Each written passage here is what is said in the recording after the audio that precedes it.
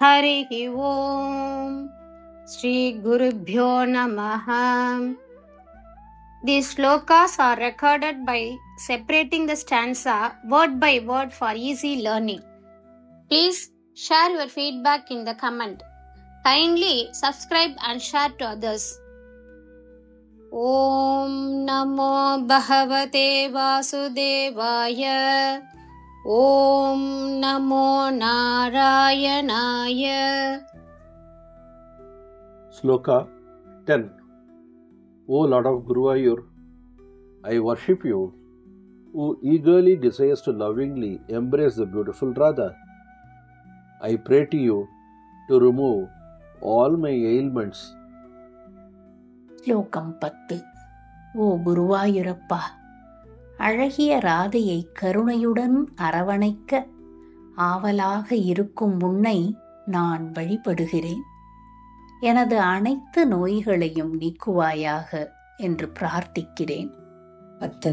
ഓ ഗുരുവായൂരപ്പ, മനോഹരമായി രാധയെ കരുണയോടെ ഒരുമിച്ച് പിടിക്കാൻ ആഗ്രഹിക്കുന്ന നിന്നെ ഞാൻ ആരാധിക്കുന്നു. എൻ്റെ എല്ലാ രോഗങ്ങളും നീക്കം ചെയ്യുന്നതിനായി ഞാൻ പ്രാർത്ഥിക്കുന്നു. ಶ್ರೀಮನ್ ನಾರಾಯಣೀಯಂ ದಶಕಂ 66 ಶ್ಲೋಕ 10.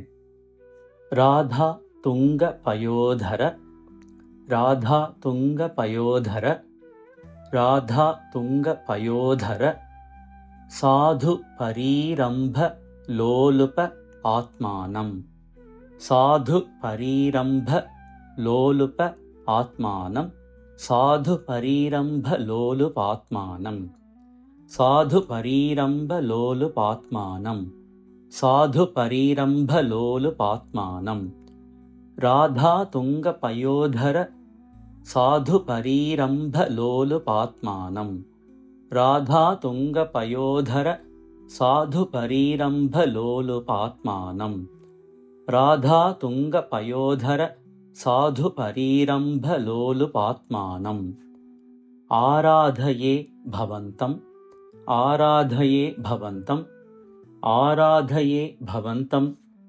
ಪವನಪುರಾಧೀಶ ಸಮಯ ಸಕಲ ಗದಾನ್ ಪವನಪುರಾಧೀಶ ಸಮಯ ಸಕಲ ಗದಾನ್ ಪವನಪುರಾಧೀಶ ಸಮಯ ಸಕಲ ಗದಾನ್ ಆರಾಧಯೇ ಭವಂತಂ ಪವನಪುರಾಧೀಶ ಸಮಯ ಸಕಲ ಗದಾನ್ ಆರಾಧಯೇ ಭವಂತಂ ಪವನಪುರಾಧೀಶ ಸಮಯ ಸಕಲ ಗದಾನ್ ಆರಾಧಯೇ ಭವಂತಂ ಪವನಪುರಾಧೀಶ ಸಮಯ ಸಕಲ ಗದಾನ್ ರಾಧಾ ತುಂಗ ಪಯೋಧರ ಸಾಧು ಪರೀರಂಭ ಲೋಲುಪಾತ್ಮಾನಂ ಆರಾಧಯೇ ಭವಂತಂ ಪವನಪುರಾಧೀಶ ಸಮಯ ಸಕಲ ಗದಾನ್ ರಾಧಾ ತುಂಗ ಪಯೋಧರ ಸಾಧು ಪರೀರಂಭ ಲೋಲುಪಾತ್ಮಾನಂ ಆರಾಧಯೇ ಭವಂತಂ ಪವನಪುರಾಧೀಶ ಸಮಯ ಸಕಲ